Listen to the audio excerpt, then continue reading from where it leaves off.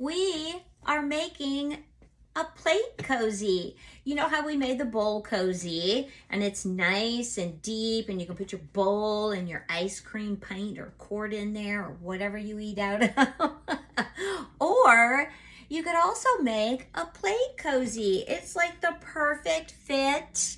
Absolutely the best, slightly different than our bowl. So let me tell you what you're gonna need. You are gonna need three things. You're gonna need 2 pieces of cotton quilt material, and then you are gonna want 1 piece of your batting, which needs to be the Wrap and Zap or just microwave safe. So you want to find microwave safe because there's always a chance, like your bowl cozy, it could end up in the microwave, and we don't want to spark and start any fires in anybody's microwave, especially our own.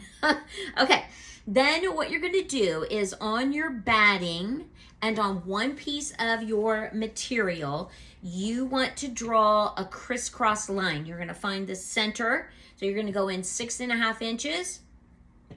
And then you're going to go in 6.5 inches, and you're going to draw your crisscross.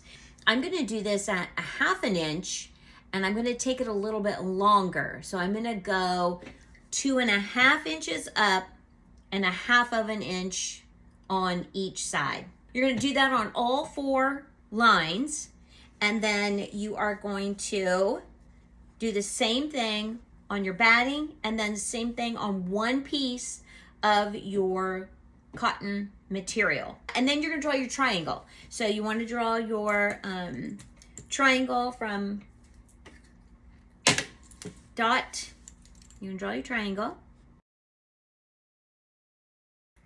We have all of our little triangles drawn on. Now again, I did mine at 2.5, 1/2 inch on each side of the original line that I drew. We're gonna go right side down with your first piece. You're going to do your batting with your line side up so that you know where to sew. And we're going to put these little darts in that we just drew. That's a dart, just so you know. Most of you do, some don't. If you're new to sewing, might be new to you, you're going to sew a dart. Not hard at all, it's just a triangle. What you're going to do is you're going to take this and you're going to find your little point on there that you drew, and I'm gonna like semi-match up my corners as I'm matching up my points. So you're trying to match up all your dots, get those kind of up even. All right, so we're gonna do this first dart together. You're gonna back stitch, and I'll just show you what I'm talking about. You're just stitching on the line that you drew, and this is what it will look like. So you just stitched along that. Go put all your darts in. You're going to do it on your quilted piece, and then you're also going to do it on the other one that you drew on the quilted cotton. We have our darts sewn in. You are going to want to trim this down to about 1/4 inch. We're going to put our right sides together. So you're going to turn those in. You're going to want to match your seams up, because that's what's going to matter when you're all said and done. Do the seams match up? Best way to do it is what's called nesting. You're going to nest your seams, and how you do that is you take 1 seam and you lay it down this way, the other seam and you lay it the opposite direction.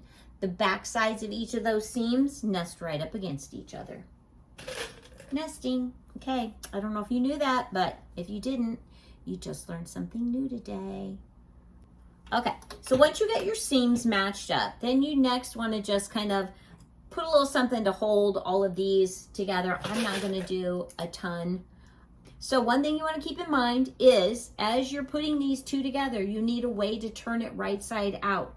I recommend that you decide about 1 inch before one of your seams, start there, and then you're going to come back around and stop there, and then you should be able to pull it through. So what is that? About 2.5 inches is what you want to leave. If you need to mark it so that you don't sew in there, just give it a little mark with your pen or pencil. And we are going to sew around this. we are cutting off the tops of, our corners. And we're going to find our little opening, and we are going to, we have those right sides together. We're going to reach down in here. I just go for the farthest corner and tuck that in, pop it through. I pull it through just a little bit, and then I go for this next one over here, pop it through. Then I grab both of those, and I just kind of give it a little pull and turn it right side out. I'm going to start with my corner right here, give it a little poke. Gently, be gentle. Okay, we have all of our corners. Oh, y'all, this is just going to be so perfectly perfect. I'm so excited.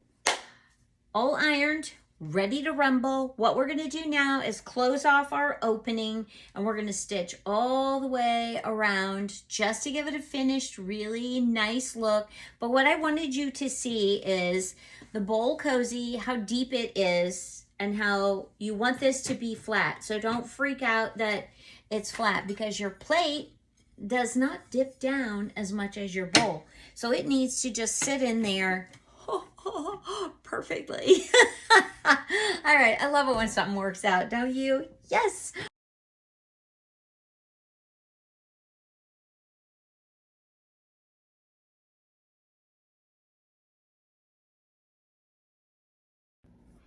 It turned out great. Okay, just so you can see, you're gonna just stitch around. I used a 2.5 because I forgot to move it to a 3. You can absolutely do a decorative stitch. Y'all, I'm so excited about how this turned out.